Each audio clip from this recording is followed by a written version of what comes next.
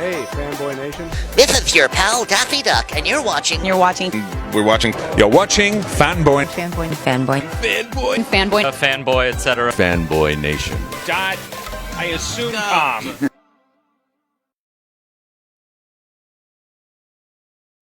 This morning, I have the pleasure of speaking with Mindy Bledsoe, apparently no relation to the former NFL quarterback or soon-to-be retired NFL quarterback. God only knows. I haven't been paying attention this season, so who cares?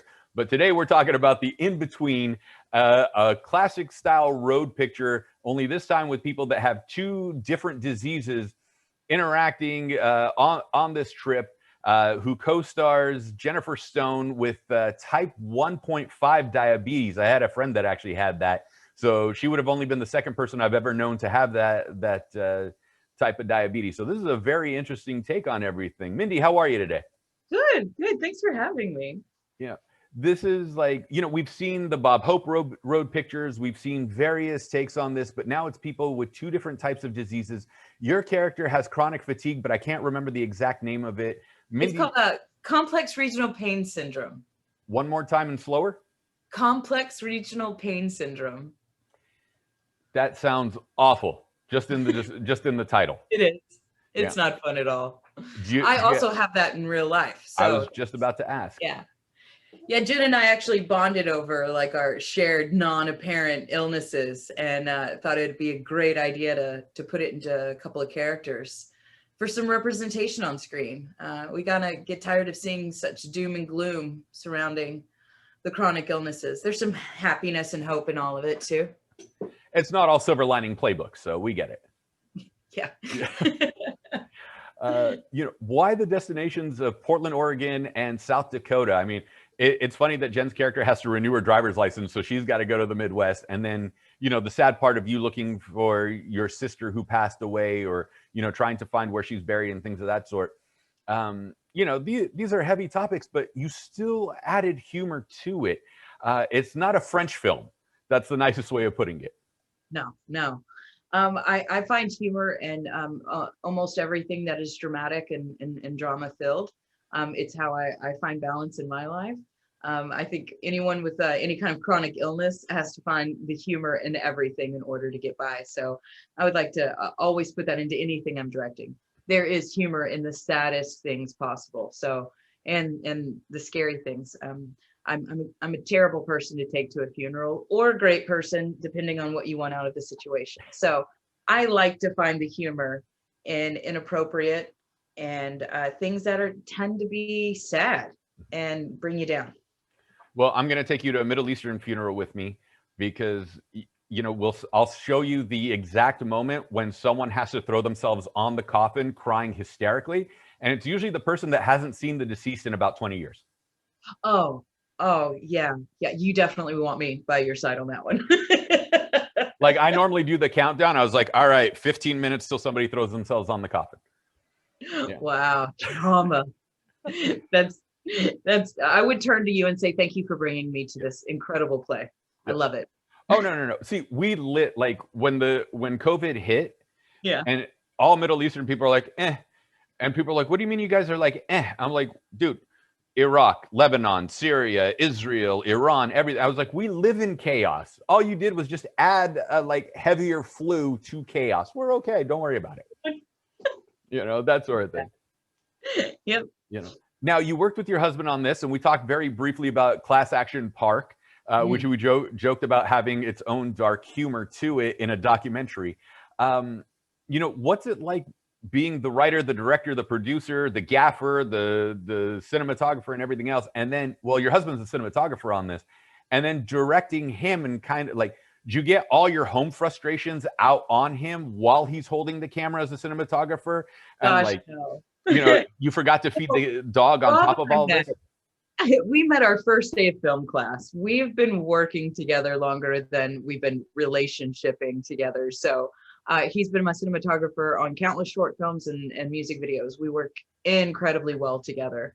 One of the things we did before we hit the road was print out screenshots from other movies and storyboard what we the idea of what we wanted this movie to look like. So it was easy to just turn to him and reference something that we had already talked about. He also knows the ins and outs of living with someone with a chronic illness. So he was great to have behind the camera because he sees it. He is our audience. So he has a great point of view on that. Now, are you kidding? Rob and I work exceptionally well together. Yes, we do that perfect.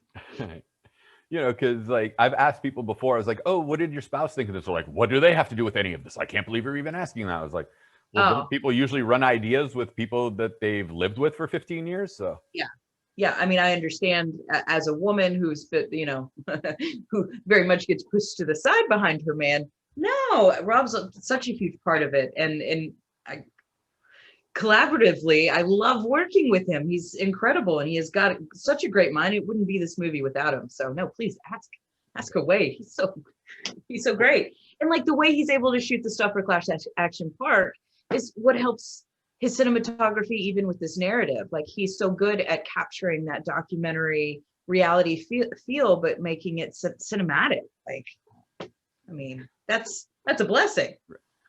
Well, you and Jen looked like you had fun making the movie. I mean, it's you know, they're very heavy topics. Like I've had a few concussions, so every once in a while I'll sit there and like blank out, and people will be like, "What the hell's wrong with you?" And I was like, you know, a couple of shots to the head. You know, it was easier for me knowing that, like with the concussions, you know, what happened. When you were finally diagnosed with all of this, was it a relief that you finally knew what was wrong? Or what was it like, all right, what's next? How do we hit this? Where are we going from here? Well, it took me 3 years to get diagnosed.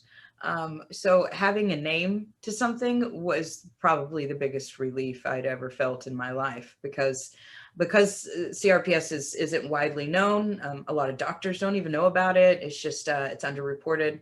I got told lots of stuff. I got told it was in my head. I got told to go see therapy, all kinds of stuff. So having a diagnosis was, it made me feel like I wasn't crazy, and that was good.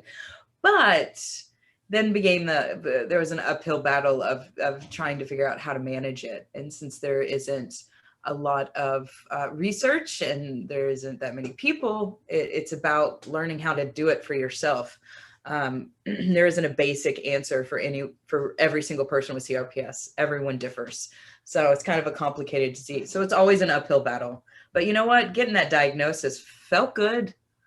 I felt a little less alone. Well, you had that Golden Girls episode from like 1980, whatever, when Dorothy got it, because I just saw the rerun. So, oh, really? Yeah. They called it something else, but yeah, she had like a chronic fatigue thing, and the doctor told her she was nuts and all that stuff. And she finally found a doctor. But, you know, it was only 30 minutes, not 3 years. Yeah, 30 minutes.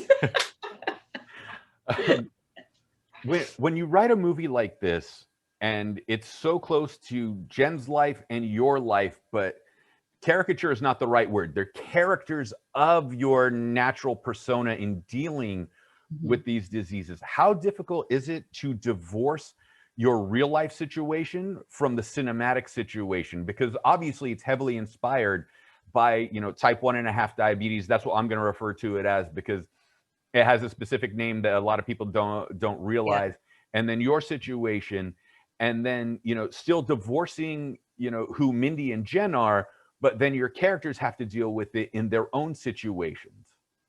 Yeah, that was a big discussion for Jen and I, especially creating the characters and the issues that they were dealing with.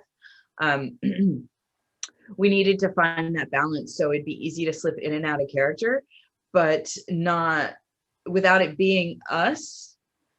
So we had to find someone that was easy just to slip in and out of. So that started with just, let's talk about like their backstories and who and why they are who they are. Jennifer in real life has an incredible relationship with her mother. So it was like, that was a great little thing for her. Like, okay, this character is so completely different from you. So we know we need to just pivot on that. And for me, I have a sister, she's very alive. And Mindy Bledsoe would never do any of the Hallmarky stuff that Junior does. That's not me. So for me to pivot, it was always like going into like a 16-year-old's brain of just happiness and hearts and bubbles, because that seems how Junior wants to deal with things. And for Jen, she just kind of slipped into like her emo angsty world of hating a mom. So we tried to keep it close, but so far enough away that we knew we weren't portraying ourselves in any way. So it started in the beginning of us really talking about the characters through and through to understand who they were, so we could just slip in and out without any issue. Like, let's go from like inception of idea to execution of it. Like, did you know you wanted to work with Jen on this? Did you know that you wanted to specifically put in your health issues that are a part of your lives on a daily basis? Did you get a discount, or at least get to write off your medications for the film because now they're props, you know, that sort of thing? Like, how did that work out? Smart. It's actually, so the summer of 2018, Jennifer had 2 weeks off in between nursing school semesters of nursing school. 14 days she had free. I wanted to make a movie, and Rob and I came up with a concept for a horror movie. And then we pitched that to Jen. She said, no, I don't want to do that. Let's use the characters. Let's use these character traits. We talked about it before, Mindy. We need representation on screen of these chronic illnesses where it's not sad. So let's do a road trip. And we were like, this is a great idea. Rob's parents live in South Dakota. And he was like, we're going on a road trip. We need to go to South Dakota. And I said, if we're going on a road trip, I want to go to Portland. And so we wrote the stories around the fact that we needed to go to those places. What was the original question? I got distracted. Oh, no, you're doing Did you hear fine. the But I was cat also, fight? what's that? Did you hear the cat fight? No, and thank God Oh. they're over there because I'm allergic to them. So, yeah, no, but like, you know, did you get to write off your medication as props for the film? Because, you know, you had to use them at some point, or at least show, you know, Jen's insulin or whatever you have to take for your thing. Yeah. You know, I didn't think about that. No, it was a brilliant idea. We should have done that. Where were you? That's for the sequel. Where were you 4 months ago when we did our taxes? You know what? Save that for the sequel. Yeah, there we go. Yeah. So why Portland of all places? I've been to Portland. I never had a good time in Portland. I have cousins in Portland. I love them. And I'll tell them, come to Southern California. I'll see you here, or we'll go to Washington, or we'll go, you know, I'll meet you in Wyoming. I am not coming back to Portland. So why Portland? I personally had never been to Portland, and I wanted to go to Portland, and I really wanted to make the drive from Portland to LA. I just wanted that East Coast, I mean, that West Coast PCH drive as much as possible. That is why, just a very personal need and want to go see it. Okay, for the next interview, come up with a better lie.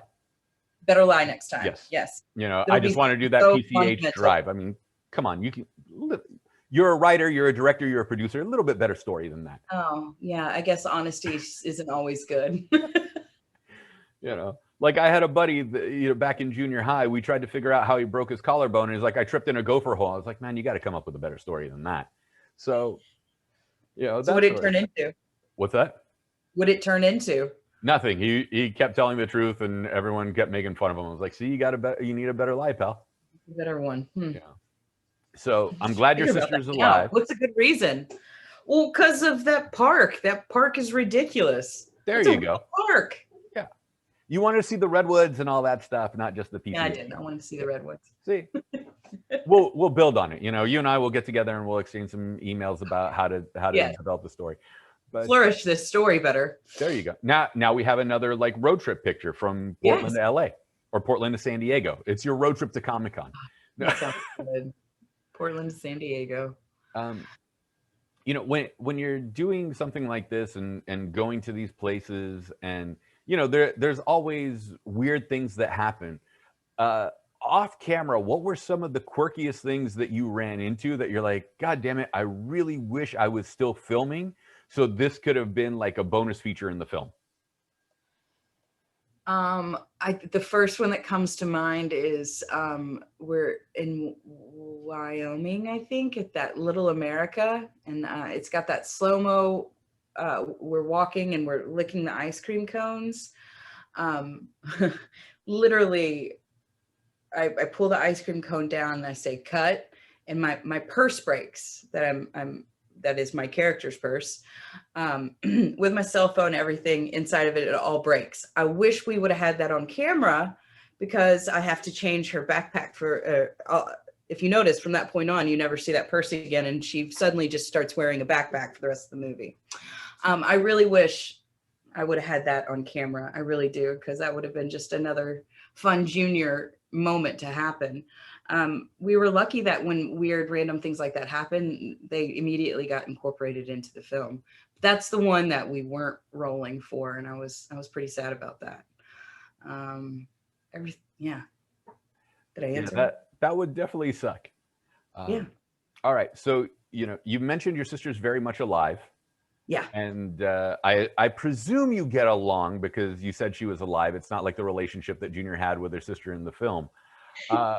When your sister watches this movie and realizes that, like, let's say 60% of it is really Mindy, certain aspects of Mindy in Junior, does she turn to you at some point and go, "You really think of me like that?" Because a lot of people that aren't artists can't separate the art from the actual person. Oh, yeah, she didn't do that, but she has turned and gone, "That's Mindy. That Mindy does that. That's not Junior." And I'm like, well, don't call out my inability to be a perfect actress. But because she knows me so well, she can be like, I know that was Mindy. That was Mindy. But no, she's been around me. We've lived together. We're great friends. We're best friends. So she's been along with me on this journey of being an artist for 20 years. So she very much can understand the separation of that. Luckily. Yes. Well, that's good. Yeah. You mentioned earlier on, you find the humor in tragedy, which seems to be something we've lost in society today. We have. When people watch the in-between, at least when they get a chance to, and there's those uncomfortable moments that they want to laugh at, but are kind of scared because the person they're watching with is hypersensitive, like Twitter level hypersensitive. And I don't care who gets mad at me. Portland can be mad at me. Twitter can be mad at me, whatever. What do you tell the hypersensitive person first? And then what do you tell the person that has that like shaky twitch that really wants to laugh at something that most people would find inappropriate today?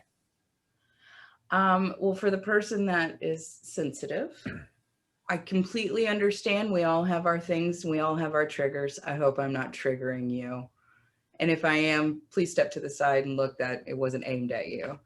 To the person that very much wants to chuckle inside, guys, if we're not laughing, we're going to implode as a society. If we can't find the humor in everything, we're going to just fill ourselves with so much more hate. I love that we're so much more PC and understanding of each other right now.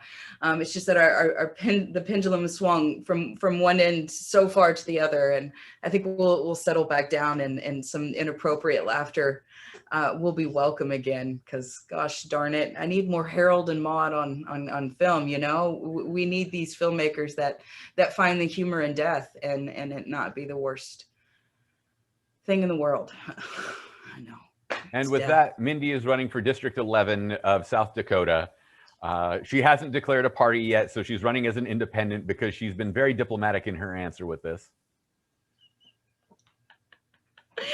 Yep. That would be me. As your husband sits there and goes, well, at least I'll be close to my family, so it's even better. Yep. Well, the in-between has those uncomfortable moments for people. There's even that fight between Jen's character and your character. And, there's still a bit of the resolution, but there's always tension, Is there ever my disorder is worse than your disorder moments in real life between you two? Like I'd be scared on a road trip and going through the desert, and then all of a sudden, Jen's trying to shoot insulin into her arm or her belly or wherever, because, it depends on the type of insulin she's using. And then all of a sudden a dust storm kicks up and you're like, great, that's all I need is sand in the needle, which would be awful. But And I'm picking like worst case scenario, like sand in the needle and insulin just sounds awful. So that's why, I'm bringing that up. But like, is there that that teasing back and forth with mine's worse than yours, or is it like mutual understanding and tolerating? Question. For between Jen and I, there isn't. So there is a line in the movie that says, I'm jealous because you have a more recognizable disease. So there was, I tease her with that, where it's like, are you really sick if everybody knows what it is you're sick with? I mean, it's just, there's that kind of thing, but never like mine's worse than yours. In real life, actually, if you get around me and somebody else with CRPS, we're more likely to be like, well, mine's worse than yours, but between Jen and I, nah, not so much. But I do give her a hard time because, everyone knows what diabetes is, or at least has heard of it, and they don't think you're crazy. Well, when you guys have your chronic fatigue convention, please invite me. Absolutely. It'll be on the computer in bed. See, it'd be cooler if it was in Palm Springs, just people trying to lumber around the swimming pool and then getting drunk. But that sounds good. I just hate the dry heat. I hate it. Okay, so Miami it is, since we'll make it a humid heat. I love it. We'll go from there. Let's go sweat it out. Right. A cruise out of Miami, that's even better. Now we're talking. Okay. I'm helping you plan the next convention. And thank God you have a sense of humor, because a lot of people have lost theirs now. And I know. It's heartbreaking. And I just want to laugh again. Laughing makes me very happy. All right. Yes. So if laughing makes you happy, favorite comedian, like either stand-up comic or comedic actor, or one of each? Yeah, I'm super obsessed with Andrea Savage. She does I'm Sorry, that she has a couple seasons of I'm Sorry. I think she's one of the funniest humans ever. She's incredibly inappropriate sometimes, and she when you can make jokes about rape and porn, and I get very, very happy when we can find some of the humor in that. God, inappropriate. Right now, I stan her to no end. When I'm in a bad mood, I put I'm Sorry on, because she brings out the cackles in me. So there we go. All right, so we got a 2-for-1 with that one. Yeah. All right, that's fair. Yeah, just because I miss laughing, and I mean, I got hit with COVID. I told a couple of people. Now everybody knows, and I don't care. But like, I got fatigue from it, and I got like a bronchial cough and like a fever for 24 hours. So I didn't get hit bad with it. So when I made light of it earlier, Middle Eastern people are like, it's just an extra flu with tension. That's Middle Eastern mindset. It's not insulting anyone that passed away, because I know someone's gonna be like, I can't believe he said that. Relax. We're not making fun of anybody that passed away or had any chronic situation with it, or still suffering with it. So please don't take offense to it. That's not the intent for those people. We've all lost somebody in the last year at minimum. Yeah. When you But I make fun of cancer. I'm losing someone with cancer. We make cancer jokes. Like the coffin's at least going to be lighter type deal. I get it.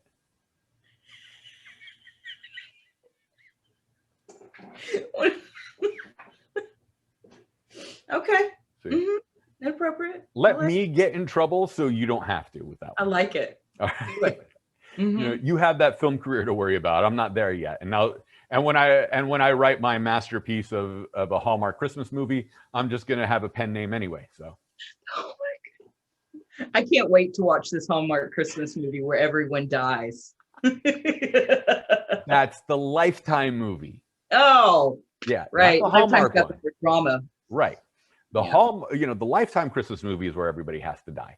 And, one lunatic has to kill everybody except the last 2 characters that fall in love. The Hallmark one is everyone actually has to have a happy ending. Oh.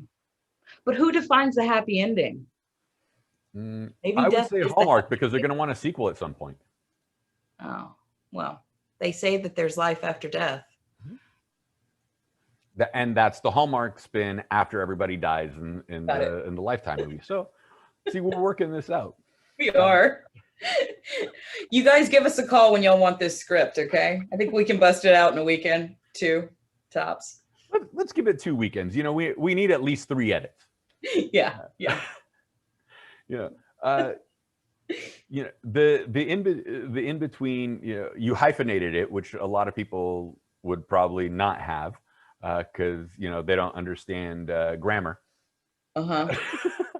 No, I'm teasing. You know, it's hard to explain without giving too much away, but like there's still that, like, when people with what, you know, remind me how the initialism again. CRPS. CRPS, thank you. When people with CRPS get a chance to watch it, like, have you had special screenings for people with CRPS and stuff? And what's their We've got together reaction to with it? some great nonprofit organizations, and they've hosted some screenings just for other CRPS patients. The feedback's been incredible. I've fallen in love with this community, and they've embraced me, and they've embraced this movie. So that's been really beautiful, actually. You know, and for people with CRPS, you know, because it's not as recognizable as diabetes, whether type 1, type 2, and now people realizing that there's a type 1.5. You know, how much of a relief is it for them to go, finally somebody understands what we're going through? I mean, that's been my favorite part, is getting these messages or meeting these people in person, where they're crying because they see themselves on screen, especially the hotel night where Junior's character is having, you know, she can't sleep and she's having a pain flare. The chronic people in chronic pain, they spend so many hours alone in the dark dealing with the pain, and it's this kind of intimate, sad time. And to open your eyes and see that on screen and see that representation has really validated some people. It also helps them go, I'm not alone. And they've been using the movie to spark conversation with friends and family members.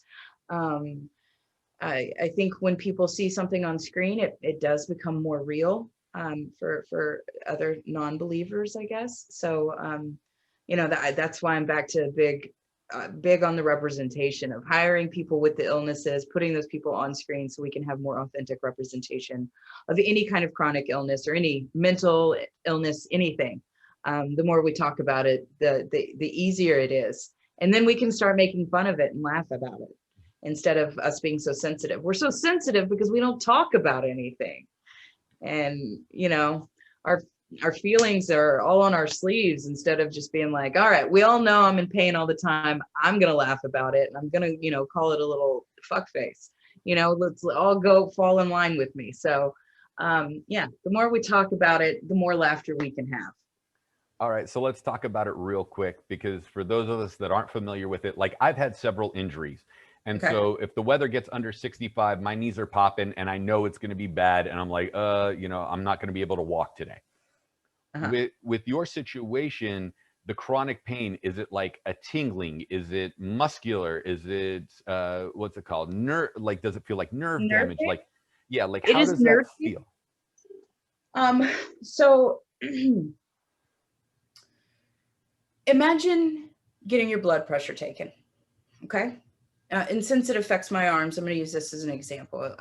You're getting your blood pressure taken, and it pumps and it pumps, and that spot right before they release and it exhales all that air. So you've gotten that real tight squeeze. Imagine that never goes away. That's what I feel. So it's almost, we call it like a vice grip. It's just a constant squeezing on the inside. You can't get to it. You can't do anything about it. I'll have my skin will swell and start to sweat. I get changes in color. There's temperature changes throughout my arm. So it's like always like that. And it just has variances of, on the pain scale of like 10 being the worst and 1 being, I have a small headache. I exist on a daily basis at like a 4 or 5. Okay. Let's put it like this, since you described the pump on the blood pressure. Is it worse when it's a full 10, or is it worse when that 10 releases just a little bit and it gets to like 8.5? Like when they start releasing it a little bit, but they don't fully release it all at once, like, because you feel like a little bit of the release, but there's still that heavy tension there. No, I save my tens for, I try not to throw a 10 out there very often. And when a 10 is there, no, I'll take an 8. I'll take just a little bit. I'll take anything. Okay. I think the most uncomfortable place to exist is between a 6 and an 8, because that's the like this true uncomfortableness that you can't get out of. It's like, it's not so bad that you need morphine, but it's not so easy that you can go out and do something. You're just existing in misery of just like, you're walking through water and sand all at the same time while someone is gripping your entire body. And for me, it started in my right arm, but now I have it in my left arm, and now I have it in my hips. So it spreads. So, my hips and my thighs feel that all the time, which is that sometimes can make it very hard to move and get out of bed and pee and things like that. So, may I ask if it's genetic, like, relatives No. have had it, or is this just individual? It's not genetic. They haven't found any kind of connection for it to be genetic.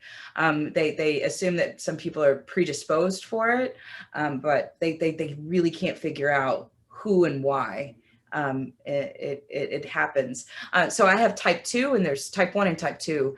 Type 1 just comes from an injury. So what CRPS is basically the brain is always communicating through the nerves that the original injury site is still in pain. So it's doing what it's supposed to be doing. It sends extra blood, it's trying to heal itself, but it's always communicating that it's in pain. So like these signals have gotten crooked and messed up. So they throw all kinds of meds at you to fix all those signaling. But in the meantime, it spreads to your arms, it spreads to your organs, and each place that it can spread hurts differently. So it's a weird disease. And in 15 years, we're going to find type 1.5. So now that you can have something to compare to Jen, and then go that route. Yeah. We'd just like more people to know about it in 15 years. That'd be good. That would be fantastic for more people to know about it. Yeah. You mentioned the nonprofits and anything else. Do you want to give any specific ones that you've worked with a shout out? That way we know who they are so we can link them to Yeah, them? absolutely. There's RSDSA, CRPS, Amputee Warriors, CRPS Forum. I feel like I'm going to miss some. CRPS Burning Nights out of Australia, Paint the Town Orange. I wish everyone would get together and we could all exist under one big umbrella. But it's nice that all of these smaller nonprofits are starting to meet each other, and the community is, instead of being so spread out, it's the CRPS community is starting to finally come together and meet each other and advocate for each other. So that's good. And is orange your guys' ribbon? Like, like in Vietnam, they had to tie the yellow ribbon around the tree, and so now your guys is orange. Okay. Orange for the burning, because it's there's cold CRPS and then there's hot CRPS, and I have hot, which means like if you were to touch my hand right now, it's much hotter than the rest of my body. So if you put me in Alaska, I'm a good person to be with because my hands are always warm. They never get cold. Yeah, so orange for burning. Yeah. So I'm thinking Mindy do a Vikings game next season. That way we can sit in the bleachers at the stadium and go from there. Yeah, we'll do that. I could see Mindy enjoying a Vikings game, no less. Oh yeah, sure. I like sports. Yeah. But in that level of cold is what I'm saying. I'm not saying that you don't like sports. I'm saying that, Oh, I didn't even think about the cold. I'm like, no, put me in the cold, please. It's like 90 degrees here today, and I'm gonna have to stay inside all day. Where are you? The desert? I'm in LA. It's supposed to be like 85. It's 90. It's too hot. 85 is too hot. It's not summer yet. Right. Well, living by the beach in California, we get it like 15 degrees cooler, but that's just me bragging to be a bit of an you're bragging.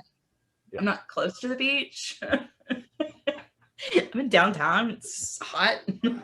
You're closer to the studios where all the work is, so. Yeah, no, I'm just downtown. It's just hot. There's concrete and hotness. Yeah. That doesn't sound fun. I'm sorry. Yeah. But hey, Palm Desert, you know, that's the trip. So. There we go.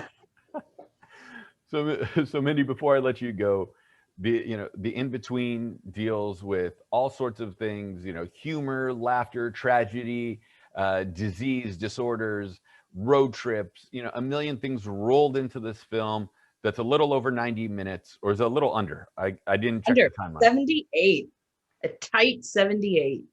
Okay, so a lot of movies I've recently watched have been over 75 minutes, but still under 90. I do need to ask this from, you know, the traditional film audience going crowd.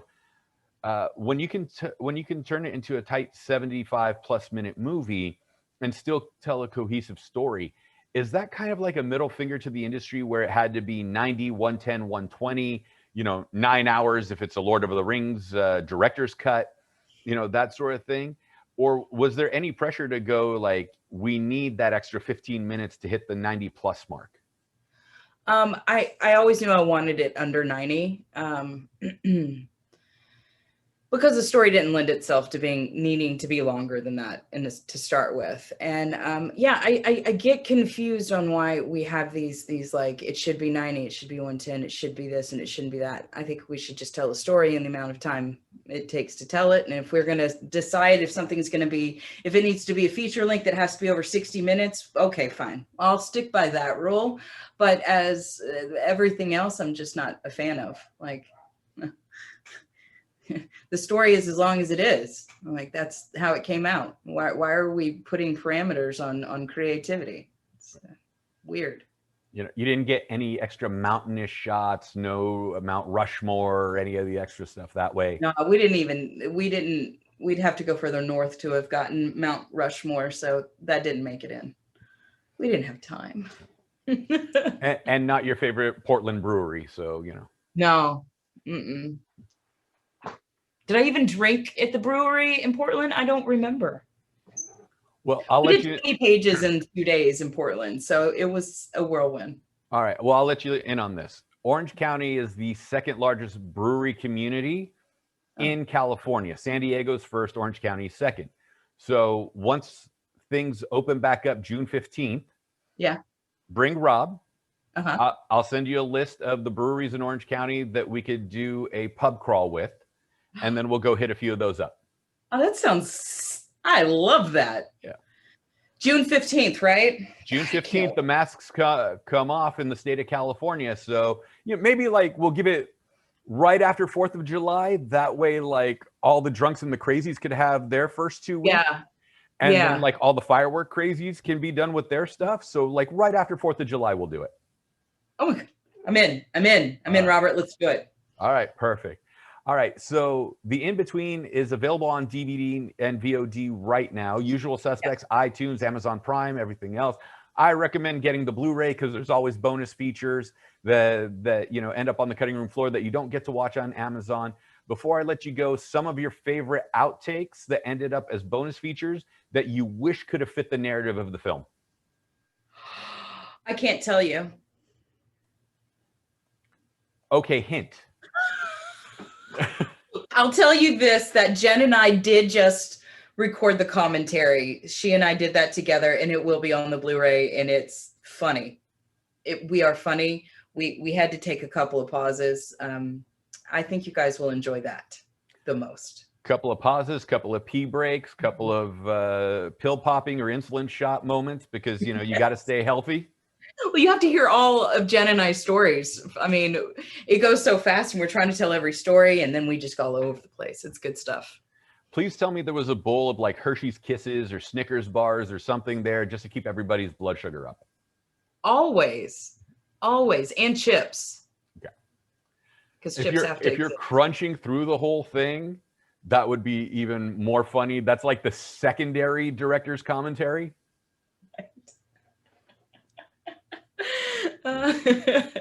Just a fistful of Cheetos just throughout the whole thing. That's like the, you know, the snack attack version. Like me, What's that? That does sound like me with a fistful of Cheetos.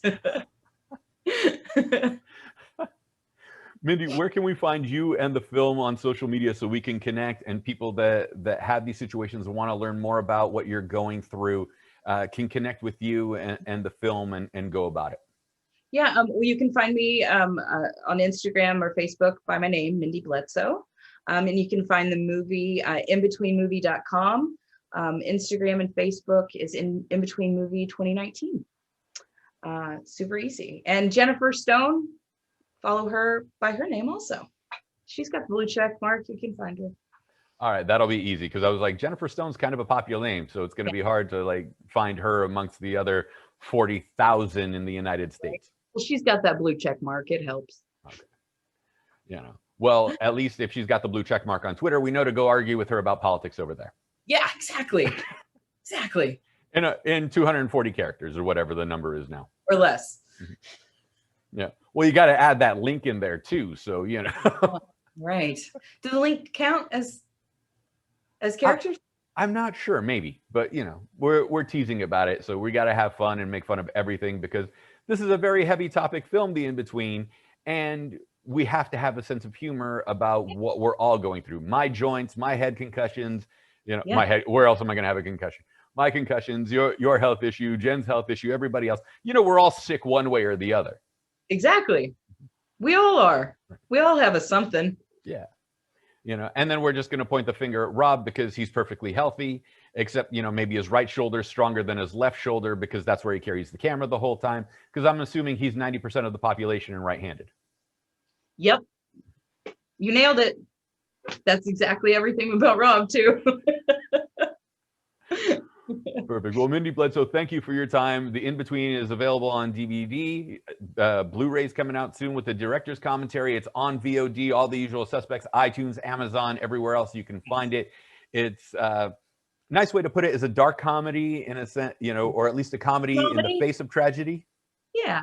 You know, let's put it that way. It's a comedy in the face of tragedy. That's perfect. Along with a road picture. So Mindy Bledsoe, thank you so much. Check out The In-Between. It's a fantastic film and it's a lot of fun. Thank you so much for having me, Robert. You're great. Can't wait to go pub crawl with you.